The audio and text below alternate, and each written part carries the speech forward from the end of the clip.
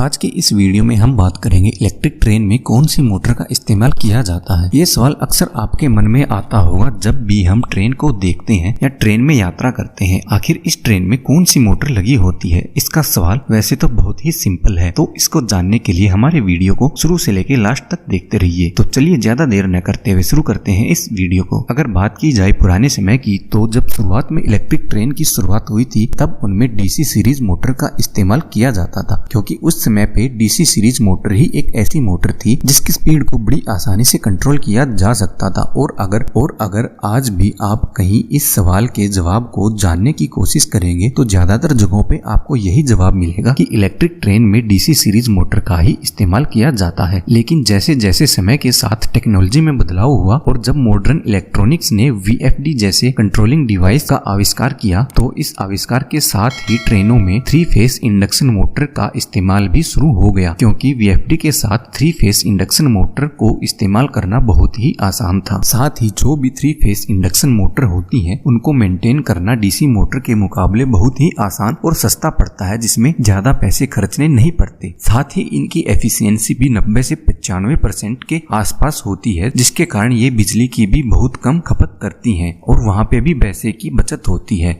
90 से 95% एफिशिएंसी का मतलब ये हुआ, ये जितनी पावर इनपुट में लेती हैं उसका सिर्फ 5 से 10% ही लॉस करती हैं। जैसा कि आप सभी जानते होंगे कि 3 फेज इंडक्शन मोटर एक लेस मेंटेनेंस मोटर होती है, यानी कि इसको मेंटेन करने की जरूरत बहुत ही कम पड़ती है। मेंटेनेंस से मतलब है कि इसका रखरखाव बहुत ही कम करना पड़ता है। जैसे कि हमारे पास कोई भी गाड़ी है, कार या बाइक, हम उसको बार बार सर्विस सेंटर लेके जाते हैं उसकी सर्विस करवाने के लिए, तो इसी प्रकार से वही सर्विस उस इंडक्शन मोटर की बहुत ही कम करने की जरूरत पड़ती है, जिससे पैसे और समय दोनों की ही बचत होती है। यही कारण जैसे कि मेंटेनेंस का बहुत सस्ता होना और इसकी एफिशिएंसी बहुत ज्यादा होना, इसी कारण से हाई स्पीड इलेक्ट्रिक ट्रेनों में, चाहे वो मेट्रो हो, एएमयू हो, बुलेट ट्रेन हो, उनके अंदर 3 फेज इंडक्शन मोटर का ही इस्तेमाल किया जाता है। अब आपको यहाँ पे एक फोटो दिखाई दे रहा है, इसमें एक ट्रेन की मोटर असेंबली दिखाई गई है। यहाँ पे आपको ट्रेन के पहियों के पास ही 2 मोटरें लगी हुई दिखाई दे रही हैं। अगर इन मोटरों के पूरे नाम की बात की जाए तो इन मोटरों को 3 फेज एसी एसिंक्रोनस मोटर कहा जाता है।